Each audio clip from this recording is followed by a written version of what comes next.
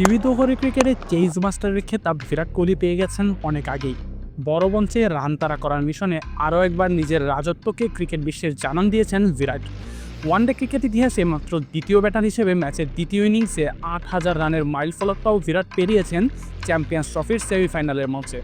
এমন রাজকীয় রেকর্ডে বিরাটের সঙ্গী শুধুই তার আইডল ক্রিকেট ঈশ্বর সচিন টেন্ডুলকার। বড় মঞ্চে বিরাট পারফর্ম করবেন এটা এখন স্বাভাবিক বিষয় হয়ে গেছে। আর বিরাট যখন রান তাড়ায় নামেন তখন অনেকটা ফলাফল লেখা হয়ে যায় সেই ম্যাচের।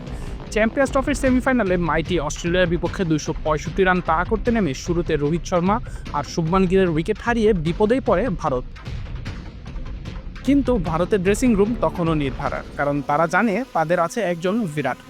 কোচ গৌতম গম্ভীরও জানেন বিরাট দলকে ঠিকই জয়ের বন্দরে পৌঁছে দেবেন। ম্যাচের পর সংবাদ সম্মেলনে গৌতম বলেছে তেমনটাই। একদিনের ফরম্যাটে ও দুর্ধর্ষ ক্রিকেটার, কীভাবে রান করতে হবে সেই পরিকল্পনা করার ক্ষেত্রে ওস্তাদ ও জানে যে পরিস্থিতির সঙ্গে খাপ খাইয়ে নিয়ে কীভাবে রান করতে হবে। ও দ্রুত পরিস্থিতির সঙ্গে নিজেকে মানিয়ে নেয়। আর সেই কারণেই একদিনের ক্রিকেটে ওর রেকর্ড দুর্দান্ত। আশা করব যে ভবিষ্যতেও ও একইভাবে খেলা চালিয়ে যাবে। কোহলির রেকর্ডও বলছে ঠিক তাই। বিশ্বের দ্বিতীয় ক্রিকেটার হিসেবে রান তাড়া করতে নেমে 8,000 রান পূর্ণ করলেন তিনি। 170টি ম্যাচে এ রেকর্ড কোহলির।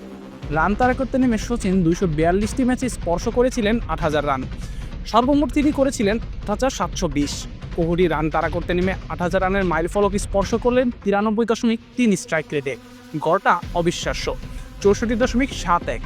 রান তাড়া করতে নেমে এখন পর্যন্ত 24টি শতরান করেছেন কোহলি। তার আইডল সচিন করেছিলেন 14টি সেঞ্চুরি। 37-এ পা দেওয়া বিরাট এই রেকর্ডকে কোথায় নিয়ে থামেন কে জানে। এদিন 84 রানের ইনিংস বিরাট খেলেছিলেন মাত্র 5টি বাউন্ডারিতে। রোহিত, শুভমান, শ্রেয়াস পান্ডিয়াদের আক্রমণাত্মক ব্যাটিং লাইনআপে বিরাটের মতো ব্যাটারের গুরুত্ব কী তা শুধু বুঝবেন কোচেরাই।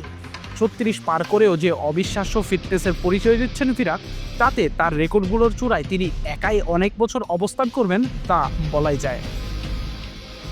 আশিকুর রহমান শান্ত, বি স্পোর্টস।